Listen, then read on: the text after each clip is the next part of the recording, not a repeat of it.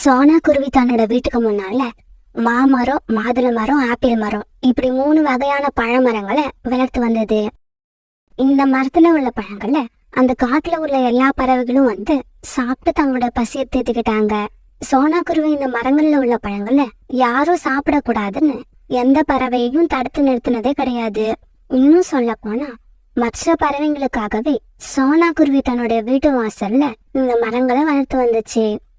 சோனா, உன்ன மாதிரி பறவைய பாக்குறது ரொம்ப கஷ்டம். இந்த மரங்கள் சின்ன செடிகளா இருந்தப்ப உதவிக்கு யாரையும் கூப்பிடாம நீயே கஷ்டப்பட்டு எல்லா செடிகளையும் மரமா வளர வச்ச.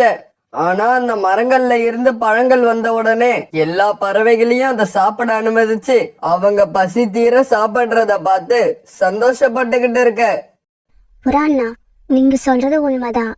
இந்த பழங்களை மற்ற பறவைகள் சாப்பிட்றப்ப என் மனசுல ஒரு சந்தோஷம் உண்டாகும். ஆனா இப்ப கொஞ்ச நாளா அந்த சந்தோஷம் எனக்கு கிடைக்கல. ஏதோ ஒரு பறவை மரத்துல உள்ள காய்கள் பழுக்கிறதுக்கு முன்னாடியே அதை கீழே தள்ளி விட்டுடுது. யாருக்கும் பயன் தராம அந்த காய்கள் மண்ணுல விழுந்து மக்கி போறத பார்க்கும்போது என் மனசு ரொம்பவும் கஷ்டப்படுது. சோனா, இதுக்காக கவலைப்படாத. இன்னைக்கு நாம 3 பேரும் மறைஞ்சிருந்து எந்த பறவை இந்த மாதிரி செய்யுதுன்னு கண்டுபிடிப்போம். கண்டுபிடிக்கிறது மட்டும் இல்ல, அந்த பறவைக்கு தக்க தண்டனையும் கொடுப்போம். இப்படி பேசிக்கிட்ட புறா, ரீட்டா, கிளி, சோனா குருவி இவங்க 3 பேரும் ஒரு மரத்துக்கு பின்னால மறைஞ்சிருந்தாங்க. பிறகு கொஞ்ச நேரத்துல காலுக்காகவும் கோரிக்காகவும் ரொம்பவும் ஜாலியா பறந்து வந்து ஆளுக்கு ஒரு மரத்து மேல உட்கார்ந்தாங்க. இப்படி உட்கார்ந்த காலுக்காகவும் மாம்பழத்தையும் கோரிக்காகவும் மாதுளை பழத்தையும் வயிறு முட்டை சாப்பிட்டு முடிச்சாங்க. இப்படி சாப்பிட்டு முடிச்ச காலுக்காகவும் கோரிக்காகவும் அந்தந்த மரத்துல இருந்த காய்களை தங்களுடைய கால்களால கீழே தள்ளி விட ஆரம்பிச்சாங்க. கோரி, தினமும் பழங்களை சாப்பிட்டு முடிச்சதுக்கு அப்புறம் இப்படி காய்களை கீழே தள்ள சொல்றியே, அது எதுக்காக? காலுஜி, நாம சாப்பிட்ட சாப்பாடு நமக்கு செரிக்கணும்னா ஏதாவது வேலை பார்க்கணும். நமக்கு தான் வேலை பார்த்தே பழக்கம் இல்லையே, அதனாலதான் காய்களை கீழே தள்ளுற இந்த வேலையை பார்க்கறோம். இப்படி பேசிக்கிட்ட காலுக்காகவும் குறிக்காகவும் விழுந்து விழுந்து சிரிச்சாங்க. இத பார்த்து கோவமான புறா, ரீட்டா, கிளி இவங்க 2 பேரும் காவங்க மேல பாஞ்சு அவங்கள அடிக்க ஆரம்பிச்சாங்க. அடிக்காதீங்க, எங்களை அடிக்காதீங்க. நீங்க எல்லாம் யாரு? எதுக்காக எங்களை அடிக்கிறீங்க? ஆமா, அடிக்காதீங்க, எங்களுக்கு ரொம்ப வலிக்குது. அப்படி அடிக்கிறதா இருந்தா கூட எதுக்கு அடிக்கிறோம்னு சொல்லிட்டு அடிங்க. புறானா, ரீட்டா, கிளி நீங்க 2 பேரும் முதல்ல அவங்கள அடிக்கிறத நிறுத்துங்க. காலன்னா கோரியக்கா, நீங்க 2 பேரும் செய்யறது நியாயமா? வயிற்று பசிக்கு பழங்களை சாப்பிடுறீங்க, அதை யாரும் குறை சொல்லல. ஆனா அதுக்கப்புறம் காய்களை ஏன் கீழே தள்ளி விடுறீங்க? நீங்க கீழே தள்ளி விட்ட ஒவ்வொரு காயும் கொஞ்ச நாள் கழிச்சு பழமா மாறுங்கிறத நீங்க மறந்துட்டீங்களா? சோனா, நீ சொன்னதெல்லாம் சரிதான். இதுக்கப்புறம் நாங்க மரத்துல உள்ள காயை கீழே தள்ளி விட மாட்டோம். சோனா, புறாவையும் ரீட்டாக்கிலையும் விட்டு எங்களை அடிக்க சொல்லிட்டு இப்ப வந்து நியாயம் பேசுறியா? இத நான் மறக்க மாட்டேன் சோனா, இத நான் மறக்கவே மாட்டேன். இப்படி சொன்ன கோரிக்காகும் பிறகு காலுக்காக தாளிச்சுக்கிட்டு அந்த இடத்த விட்டு பறந்து போயிடுச்சு. காலுஜி, எனக்கு வர்ற ஆத்திரத்துல என்ன செய்யறதுன்னே தெரியல. கோரி, பொறுமையா இரு. சோனாவை இந்த தடவை நாம வேற மாதிரி பழி வாங்குவோம். வேற மாதிரி பழி வாங்க போறோமா? அது எப்படி காலுஜி? எதுவும் பேசாம என் கூட பறந்து வா. இப்படி சொன்ன காலுக்காகும் பிறகு கோரிக்காவை தாளிச்சுக்கிட்டு பக்கத்து காட்டுக்கு பறந்து போச்சு. இப்படி போன காலுக்காகும் தன்னோட நண்பரான ராணா குருவி கிட்ட போச்சு. என்ன காலு, என்ன பார்க்க ரொம்ப நாள் கழிச்சு வந்திருக்க? இங்க பாரு ராணா, நான் சொல்றத நல்லா கேட்டுக்க. எங்க காட்டுல சோனா குருவின்னு ஒரு குருவி இருக்கு. அந்த குருவியை நாங்க பழி வாங்கணும். அதுக்கு உன்னோட உதவி எங்களுக்கு தேவைப்படுது. காலு, உனக்காக நான் எதையும் செய்வேன். என்ன செய்யணும்னு சொல்லு. அந்த சோனா குருவிய நீ விரும்புற மாதிரி நடிச்சு கல்யாணம் பண்ணணும். பிறகு கொஞ்ச நாள் கழிச்சு சோனா குருவிய விஷம் வச்சு கொல்லணும். அதுக்கு சொந்தமா இருக்கிற ஒரு பெரிய வீடு, 3 மரங்கள், இத நாம 2 பேரும் ஆளுக்கு பாதியா பிரிச்சு எடுத்துக்கலாம். காலு, என்னோட வீடும் ரொம்ப பழசா போயிடுச்சு. இந்த சமயத்துல நீ சொல்ற ஐடியாவும் நல்லாதான் இருக்கு. அந்த வீட்டை நான் எடுத்துக்கிறேன். 3 மரங்களையும் நீங்களே வச்சுக்கோங்க. காலுஜி, உங்க நண்பர் ராணாவோட பேச்ச கேக்குறப்ப என் மனசுக்கு ரொம்ப சந்தோஷமா இருக்கு. பிறகு காலுக்காகவும் கோரிக்காகவும் ராணா குருவி இவங்க 3 பேரும் சோனா குருவியோட வீட்டை நோக்கி பறக்க ஆரம்பிச்சாங்க. ராணா, அதோ பார், அங்க இருக்கிறது தான் சோனா குருவியோட வீடு. அந்த வீட்டுக்கு எதிரில் உள்ள மரத்துல உக்காந்து இருக்கிறது தான் சோனா குருவி. இதுக்கு மேல உனக்கு எந்த விவரமும் தேவையில்லைன்னு நினைக்கிறேன். ஆமா, எனக்கு இந்த விவரங்களே போதும். இப்படி சொன்ன ராணா குருவி பிறகு அங்கிருந்து சோனா குருவி கிட்ட பறந்து போச்சு. குருவி, நான் உணவுக்காக ரொம்ப நேரமா அங்கேயும் இங்கேயும் அலைஞ்சு திரிஞ்சு பார்த்தேன். எங்கேயுமே உணவு கிடைக்கல. ரொம்ப நேரத்துக்கு அப்புறம் இந்த மரத்துல தான் பழங்களை பார்க்க முடிஞ்சது. இந்த மரத்துல உள்ள பழங்களை நான் சாப்பிடலாமா? இந்த பழங்களை யார் வேணாலும் சாப்பிடலாம், யாருக்கிட்டையும் அனுமதி வாங்கணும்னு அவசியம் இல்ல. சோனா குருவி இப்படி சொன்ன உடனே ராணா குருவி ஒரு மாம்பழத்தை சாப்பிட்டு முடிச்சது. என் பேரு ராணா. உங்க பேரு என்னன்னு நான் தெரிஞ்சுக்க ஆசைப்படுறேன். என்னோட பேரு சோனா. இந்த 3 மரங்களும் என்னோடதுதான். எல்லா பறவைகளும் சாப்பிடணுங்கிற எண்ணத்திலேயே இந்த மரங்களுக்கு நான் உரிமை கொண்டாடுறதே கிடையாது. அப்படியா? இது ரொம்பவும் நல்ல விஷயம். பழத்தை சாப்பிட்டதால என்னோட வயிறும், உங்க பேச்ச கேட்டதால என்னோட மனசும் நிறைஞ்சிருச்சு. ஆமா, உங்களை நான் இதுக்கு முன்னாடி இந்த காட்டுல பார்த்ததே இல்ல. நீங்க வேற காட்டை சேர்ந்தவங்களா? ஆமா, இந்த காட்டுக்கு நான் இன்னைக்குதான் முதலா வந்திருக்கேன். அப்புறம் நான் இங்கேயே கூடு கட்டி வாழலாம்னு இருக்கேன். கூடு கட்ட தேவையான காஞ்ச பொருட்கள் எங்க கிடைக்கும்னு உங்களால சொல்ல முடியுமா?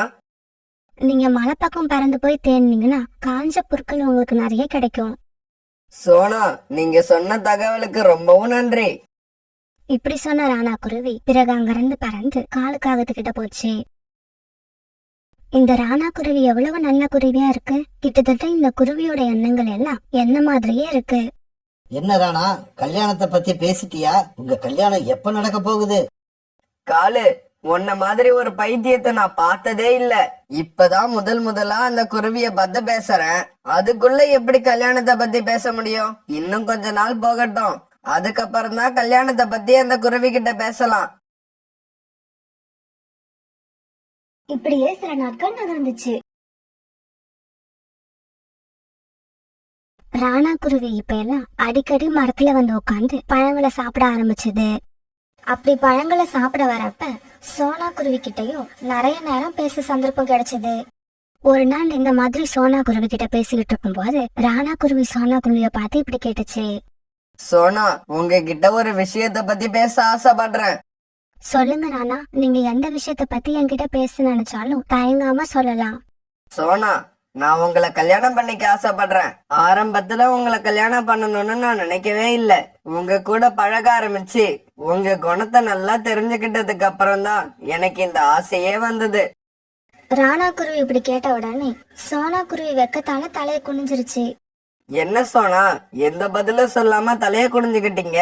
இந்த மௌனத்தை நான் சம்மதம்னு எடுத்துக்கலாமா?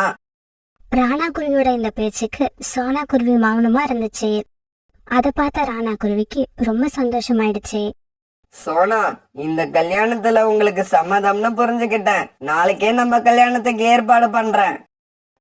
பிறகு மறுநாளே ராணா குருவிக்கு சோனா குருவிக்கு கல்யாணம் நடந்து முடிஞ்சது. இப்படியே சில நாட்கள் நகர்ந்துச்சு.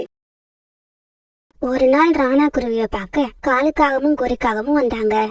என்ன ராணா, எதுக்காக சோனா குருவிய கல்யாணம் பண்ணணும்னு உனக்கு ஞாபகம் இருக்கா இல்லையா? என்ன கோரி இப்படி கேட்டுட்ட? எனக்கு எல்லாம் ஞாபகம் இருக்கு. அப்பாடா, எங்க உனக்கு ஞாபகம் இல்லைன்னு சொல்லிடுவியேன்னு பயந்துட்டேன். சரி சரி, இந்த விஷ பாட்டில எடுத்து வச்சுக்க. சந்தர்ப்பம் பார்த்து இந்த விஷத்தை சோனா குருவியோட சாப்பாட்டுல கலந்துடு. ஆமா ராணா, அப்படி நீ செஞ்சிட்டீன்னா அந்த பெரிய வீடு உனக்கு, 3 மரங்களும் எங்களுக்கு. பிறகு ராணா குருவி கோரிக்காவும் கொடுத்த விஷத்தை எடுத்துக்கிட்டு தன்னோட வீட்டுக்கு திரும்பி வந்தது. ராணாஜி, வந்துட்டீங்களா? நான் உங்களை தான் எதிர்பார்த்துக்கிட்டு இருந்தேன். இன்னைக்கு நான் ரொம்பவும் சந்தோஷமா இருக்கேன். நான் சொல்ல போற செய்தியை கேட்டா நீங்களும் சந்தோஷமாயிடுவீங்க.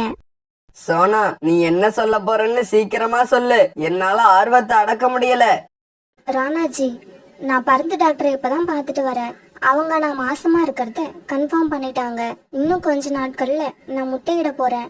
நம்மளோட வாழ்க்கையில இது வரைக்கும் இருந்த சந்தோஷத்தை விட இதுக்கப்புறம் அதிக சந்தோஷம் வரப்போகுது. இப்படி சொல்லிட்டு சோனா குருவி தன்னுடைய கணவரோட நெஞ்சில சாஞ்சிக்கிச்சு.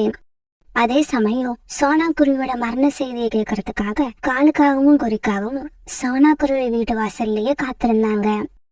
இல்ல, சோனாவை என்னால கொல்ல முடியாது. சோனா என்னோட மனைவி. அதுவும் இல்லாம சோனா இப்ப மாசமா வேற இருக்கு. இந்த விஷயத்தை எல்லாம் சொல்லி இந்த விஷத்தை அந்த காகங்கள் கிட்டயே திருப்பி கொடுத்துருவோம். இப்படி நினைச்சு விஷத்தை எடுத்துக்கிட்டு கிளம்புன ராணா குருவி தன்னோட வீட்டு வாசல்லையே காகங்களை பாத்துருச்சு. என்ன ராணா, என்னாச்சு? சோனாக்குருவி இறந்துருச்சா? அந்த செய்தியை சொல்லதான் இவ்வளவு அவசரமா வந்தியா? இல்ல, சோனாவை என்னால கொல்ல முடியாது. இந்த விஷயத்த சொல்லிட்டு இந்த விஷத்தை உங்ககிட்ட திருப்பி கொடுக்கலாம்னு தான் வந்தேன். சோனா என்னோட மனைவி. அதுவும் இல்லாம சோனா இப்ப மாசமா வேற இருக்கு. ராணா, நல்லா ஞாபகப்படுத்தி பாரு. நீ கல்யாணம் பண்ணனது ஒரு நாடகத்துக்கு தான். நமக்கு தேவை சோனாக்குருவியோட வீடும் அந்த 3 மரங்களுமே தவிர சோனாக்குருவியோட உயிர் கிடையாது. காலு, கோரி, நீங்க 2 பேரும் சொல்றது உண்மைதான். நான் சோனாக்குருவிய கல்யாணம் பண்ணும் போது அந்த எண்ணத்துல தான் இருந்தேன். ஆனா இப்ப அந்த எண்ணம் இல்ல. ஏன்னா சோனாக்குருவி காட்டின உண்மையான அன்பு என்னோட குணத்தை மாத்திருச்சு. நானும் சோனாக்குருவி மேல உண்மையான அன்பு செலுத்த ஆரம்பிச்சிட்டேன். ராணா, நீ ரொம்பவும் அழகா பேசுற. உன்னை இப்படியே விட்டா குழந்தை குட்டின்னு பெத்துக்கிட்டு சோனாக்குருவியோட நீ சந்தோஷமா இருப்ப. ஆனா அதை பார்த்துக்கிட்டு எங்களால சந்தோஷமா இருக்க முடியாது. இங்க பாரு, நாங்க சொன்னபடி நீ சோனாக்குருவிய விஷம் வச்சு கொல்லலன்னா நீ யாரு, உன்னோட யோகிதை என்ன, நீ எதுக்காக சோனாக்குருவிய கல்யாணம் பண்ணன, இப்படி எல்லா விஷயத்தையும் சோனாக்குருவிட்ட சொல்ல வேண்டி வரும். ராணா, கோரி சொல்றது 100க்கு 100 உண்மை. இந்த உண்மையை எல்லாம் சோனா குருவி கிட்ட நாங்க சொல்லிட்டா சோனா குருவியே உன்னை அடிச்சு வீட்டை விட்டு வெளியில விரட்டிடும். சரி, இன்னும் கொஞ்ச நாள் பொறுத்துக்கோங்க. சோனாக்குருவி முட்டையிடட்டும். அதுக்கப்புறம் நானே விஷத்தை வச்சு சோனாக்குருவிய கொன்னுடுறேன். ராணா, இப்பதான் புத்திசாலித்தனமா பேசுற. எங்களை ஏமாத்தணும்னு நீ நினைக்காத. சோனாக்குருவி என்னைக்கு முட்டையிடுதோ அன்னைக்கே சோனாக்குருவியோட உயிரும் போகணும். இப்படி சொல்லிட்டு கோரிக்காகவும் காலுக்காகவும் அங்கிருந்து பறந்து போனாங்க. இப்படியே சில நாட்கள் நகர்ந்துச்சு. சோனா குருவியும் ஒரு நாள் ஒரு அழகான முட்டை இட்டது. ராணாஜி, அந்த முட்டை எவ்வளவு அழகா இருக்கு பாருங்க. நம்ம முட்டை மாதிரியே அதுல இருக்கிற குழந்தையும் ரொம்ப அழகா இருக்கும்னு நினைக்கிறேன். ஆமா சோனா, முட்டையில இருந்து வெளிவர குழந்தை பெண் குழந்தையா இருந்தா அது ஒன்ன மாதிரியே அழகா இருக்கும். ராணாஜி, ஆண் குழந்தை பிறந்தா அது உங்களை மாதிரியே அழகா இருக்கும். இப்படி பேசிக்கிட்ட ராணா குருவியும் சோனா குருவியும் ரொம்ப சந்தோஷமா இருந்தாங்க. அந்த சமயத்துல காகங்கள் சொல்லிட்டு போன விஷயம் ராணா குருவிக்கு ஞாபகம் வந்ததால அதோட சந்தோஷம் எல்லாம் பறந்து போய் கண்ணுல கண்ணீர் வர ஆரம்பிச்சது. இவ்வளவு அன்பான, அழகான, புத்திசாலித்தனமான மனைவியை என்னால எப்படி கொள்ள முடியும்? அதுக்கும் பதிலா அந்த விஷத்தை குடிச்சிட்டு பேசாம நாமளே செத்து போயிடலாம். இப்படி என்ன செய்யறதுன்னு தெரியாம ரொம்ப நேரம் குழப்பிக்கிட்டு இருந்த ராணா குருவி கடைசியா ஒரு முடிவுக்கு வந்துருச்சு. எது நடந்தாலும் நடக்கட்டும், நாம சோனாக்குருவி கிட்ட நடந்த உண்மை எல்லாத்தையும் சொல்லிடுவோம். அதுக்கு சோனாக்குருவி எந்த தண்டனை கொடுத்தாலும் அத மனசார ஏத்துப்போம். ராணாஜி, ஏன் உங்க முகம் ஒரு மாதிரி இருக்கு? கண்ணுல இருந்து கண்ணீர் வருது. சோனா குருவி இப்படி கேட்ட உடனே ராணா குருவி ஆரம்பத்துல இருந்து நடந்த எல்லா விஷயங்களையும் சோனா குருவி கிட்ட தெளிவா எடுத்து சொல்லுச்சு. சோனா, நடந்தது எல்லாத்தையும் உன்கிட்ட சொல்லிட்டேன். இப்ப நான் சொன்னது எல்லாமே உண்மை. இப்ப நீ எனக்கு என்ன தண்டனை வேணாலும் கொடுக்கலாம். அதை ஏத்துக்க நான் தயாரா இருக்கேன். ராணாஜி, நீங்க சொன்ன இந்த விஷயங்கள் எல்லாம் எனக்கு ஏற்கனவே தெரியும். அந்த காவங்களும் நீங்களும் ஒரு நாள் பேசிக்கிட்டு இருந்த எல்லாத்தையும் நான் கேட்டுட்டேன். அப்ப எனக்கு கொஞ்சம் அதிர்ச்சியா தான் இருந்தது. ஆனா அதுக்கப்புறம் என்ன நானே தேத்திக்கிட்டேன். நீங்க உண்மையானவரா இருந்தா எல்லா விஷயத்தையும் என்கிட்ட சொல்லி மன்னிப்பு கேட்பீங்கன்னு நினைச்சேன். அதே மாதிரி கேட்டுட்டீங்க. இப்ப நான் ரொம்ப சந்தோஷமா இருக்கேன். சோனா, என் மேல உனக்கு ஒன்னும் கோபம் இல்லையே? இல்ல ராணாஜி, கொஞ்சம் கூட இல்ல. நீங்க என் மேல உண்மையிலேயே அன்பு வச்சிருக்காதுன்னு நினைச்சு நான் இப்ப ரொம்ப மகிழ்ச்சியா தான் இருக்கேன். ராணா, இப்ப இந்த விஷ பாட்டில என்ன பண்ண போறீங்க? நாம 2 பேரும் ஒன்னா சேர்ந்து போய் இந்த விஷ பாட்டில அந்த காகங்கள் மூஞ்சில தூக்கி எறிஞ்சிட்டு வருவோம். பிறகு விஷ பாட்டில எடுத்துக்கிட்டு ராணா குருவியும் சோனா குருவியும் காகங்கள் வீட்டுக்கு பறந்து போனாங்க. காலன்னா கோரியக்கா, ராணாஜி யாரு, அவர் எதுக்காக என்ன கல்யாணம் பண்ணிக்கிட்டாரு, இப்படி எல்லா விஷயமும் எனக்கு தெரியும். அதனால இதுக்கப்புறம் நீங்க எதை சொல்லியும் ராணாஜிய மிரட்ட முடியாது. அதனால இந்த விஷம் இதுக்கப்புறமும் என்கிட்ட இருக்கிறது வேஸ்ட்னு நினைக்கிறேன். இந்தாங்க, இந்த விஷ பாட்டில நீங்களே வச்சுக்கோங்க. இப்படி சொன்ன ராணா குருவி விஷ பாட்டில காகங்கள் கிட்ட கொடுத்தது. ராணா குருவியும் சோனா குருவியும் ஒன்னா வந்திருக்கத பார்த்த காலுக்காகவும் கோரிக்காகவும் ரொம்ப அதிர்ச்சி ஆயிட்டாங்க. கோரியக்கா, இது வரைக்கும் வாழ்க்கையில நான் தனியா இருந்தேன். எனக்குன்னு சொந்தமா யாரும் இல்ல. தெரிஞ்சோ தெரியாமலையோ நீங்களும் கால் அண்ணனும் சேர்ந்து எனக்கு ஒரு நல்ல சொந்தத்தை உண்டாக்கி கொடுத்துட்டீங்க. அதுக்கு ரொம்ப ரொம்ப நன்றி. இப்படி சொல்லிட்டு சோனா குருவியும் ராணா குருவியும் அங்கிருந்து பறந்து போயிட்டாங்க. கோரி, எனக்கு என்னவோ நாம 2 பேரும் கல்யாண புறாக்கரா மாறினா நிறைய சம்பாதிக்க முடியும்னு தோணுது. நீ என்ன நினைக்கிற? எனக்கா காலுஜி, இந்த விஷத்தை கொடுத்து உங்களையே கொல்லணும் போல தோணுது. ஒரு பெரிய அடர்ந்த காட்டுல காலுக்காகவும் கோரிக்காகவும் வாழ்ந்து வந்தாங்க. இவங்க 2 பேரும் சுயநலம் உள்ளவங்களாகவும் ரொம்பவும் பேராசை பிடிச்சவங்களாகவும் இருந்தாங்க. இந்த உலகத்துல உள்ள நல்ல விஷயங்கள் எல்லாமே நமக்கு மட்டும்தான் சொந்தமா இருக்கணும்னு ஆசைப்பட்டாங்க.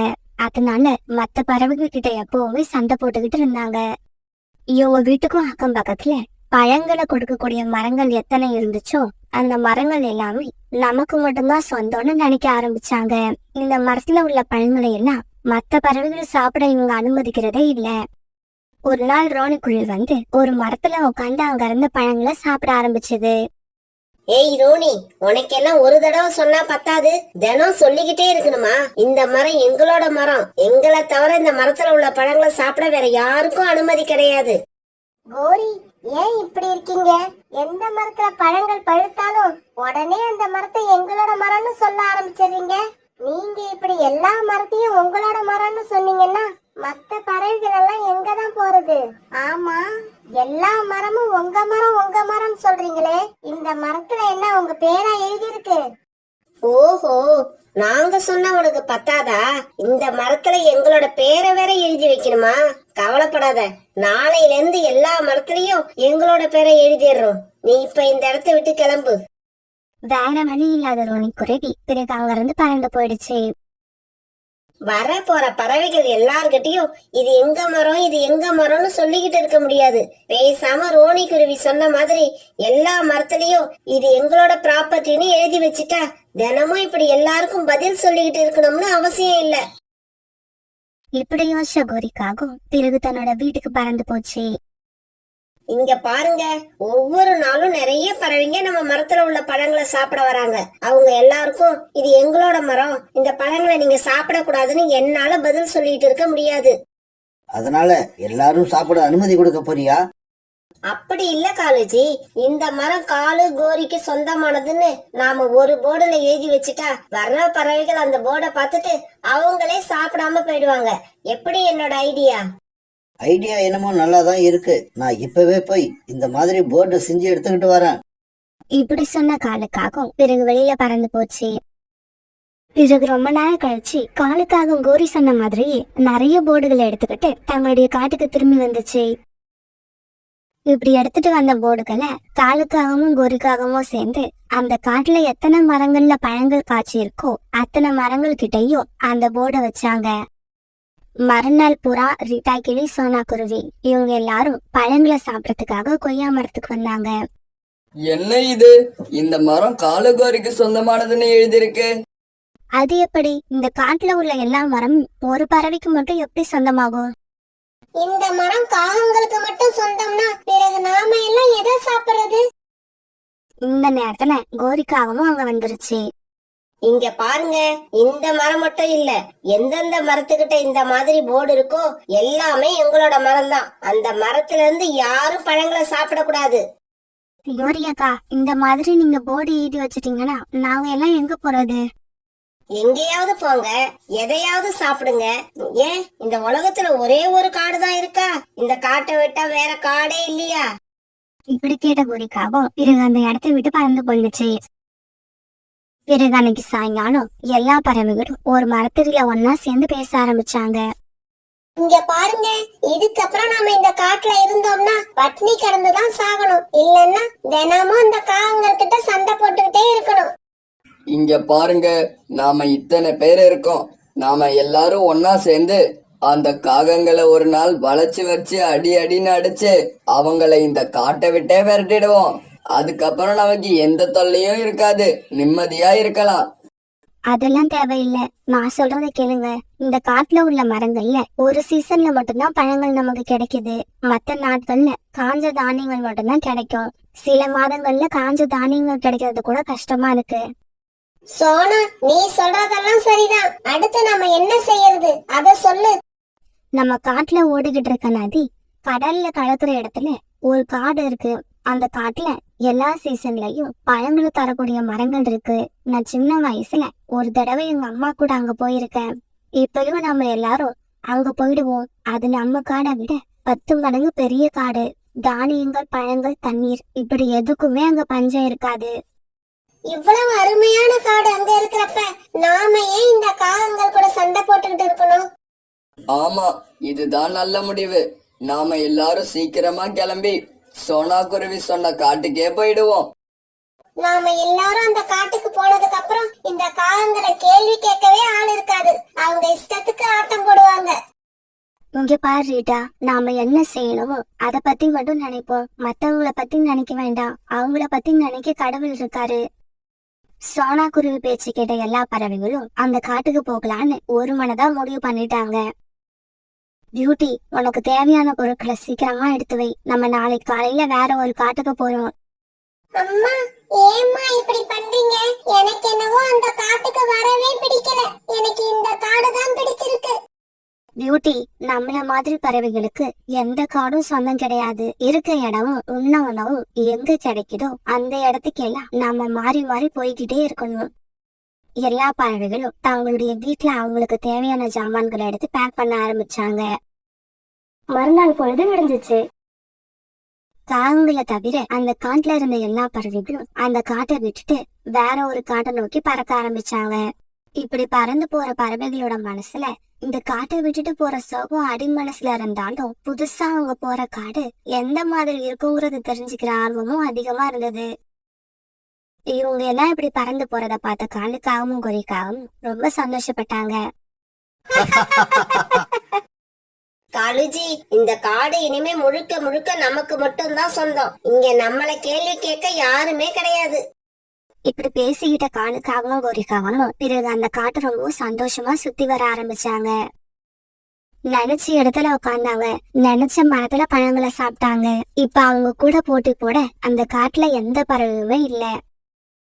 இப்படியே சில நாட்கள் நகர்ந்துச்சு. பறந்து போன எல்லா பறவைகளும் அவங்க போக நினைச்ச காட்டுக்கிட்ட போய் சேர்ந்துட்டாங்க. அந்த இடம் ரொம்பவும் பசுமையா இருந்தது. வயல்வெளிகள் ரொம்பவும் அழகா காட்சி அளிச்சது. இதையெல்லாம் பார்த்துட்டு எல்லா பறவைகளும் ரொம்பவும் சந்தோஷமானாங்க.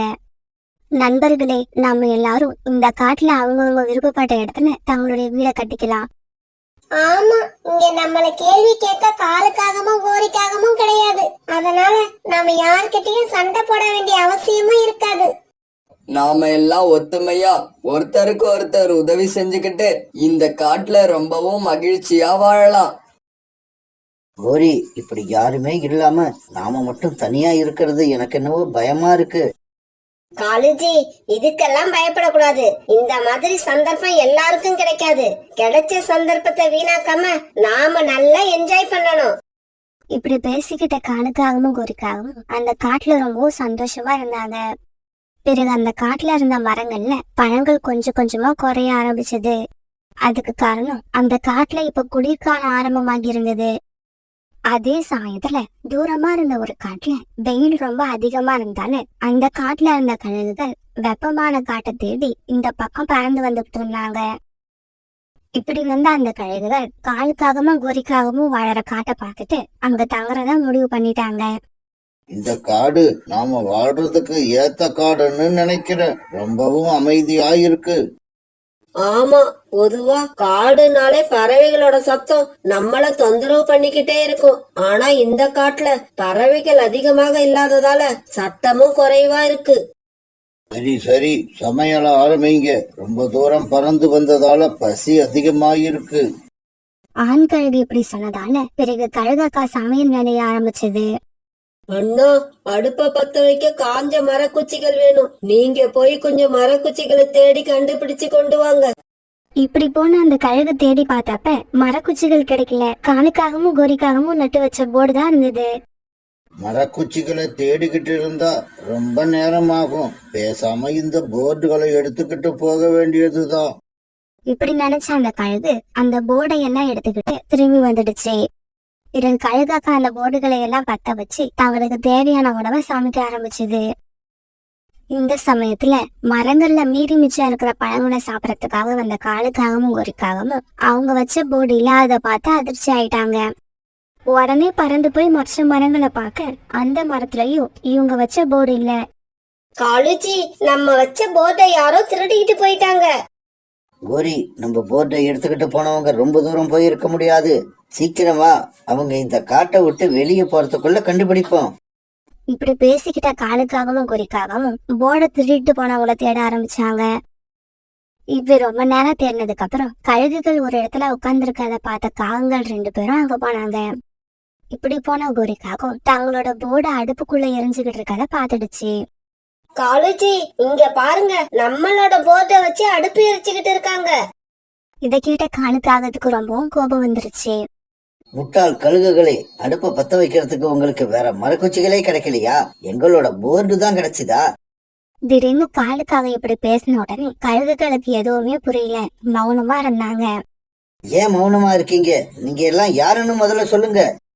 அண்ணா, அந்த காகம் நாம யாருன்னு கேக்குது இல்ல, நீ போய் அதோட காதுல நம்ம யாருன்னு சொல்லிட்டு வா. உடனே தாவி குதிச்சு காலு பக்கத்துல போன அந்த கழுகு காலுக்காகத்தை ஓங்கி ஒரு அறை விட்டுது. அரை வாங்கின காலுக்காகவும் குட்டிக்காரனை அடிச்சுக்கிட்டு தூரமா போய் விழுந்தது. நடந்தது எல்லாத்தையும் கோரிக்காகவும் பயத்தோட பாத்துக்கிட்டே இருந்தது. அண்ணா, ஒரு காகத்துக்கிட்ட மட்டும் சொன்னா எப்படி? இந்த காகத்துக்கும் நம்ம யாருன்னு சொல்லிடு. இல்ல இல்ல, வேண்டாம், எனக்கு தனியா சொல்ல வேண்டாம். நீங்க காலேஜ் கிட்ட சொன்னப்பவே நானும் காதுல வாங்கிட்டேன். நீங்க யாருன்னு எனக்கு இப்ப நல்லா தெரியும். அப்படியா? எங்க உன் வாயால ஒரு தடவை நாங்க யாருன்னு சொல்லு. நீங்க நீங்க நீங்க எங்களோட முதலாளிங்க, நாங்க உங்களோட வேலைக்காரங்க. இதுக்கப்புறம் அந்த கழுகுகள் காலுக்காகத்தையும் கோரிக்காகத்தையும் தங்களோட வீட்டுல வேலைக்காரங்களா வச்சுக்கிட்டாங்க. சமைக்கிறது, வீட்டை சுத்தம் பண்றது, மார்க்கெட்டுக்கு போறது, காய்கறி வாங்குறது, இப்படி எல்லா வேலையும் காலுக்காகவும் கோரிக்காகவும் தான் பார்த்தாங்க. ராத்திரி ஆயிடுச்சுன்னா இவங்க 2 பேரும் தப்பிச்சு போகாம இருக்கிறதுக்காக கூண்ல அடைச்சு வச்சிருவாங்க. அழுஜி, எனக்கு இந்த வாழ்க்கை ரொம்பவும் போர் அடிக்குது. அழுகையா வருது. என்ன பண்றது கோரி? நமக்கும் 4 நண்பர்கள் இருந்திருந்தா இந்த சமயத்துல அவங்க உதவி பண்ணுவாங்க. ஆனா நாம எல்லாரையும் பகைச்சுக்கிட்டு இந்த காட்டை விட்டே அனுப்பிட்டோம்.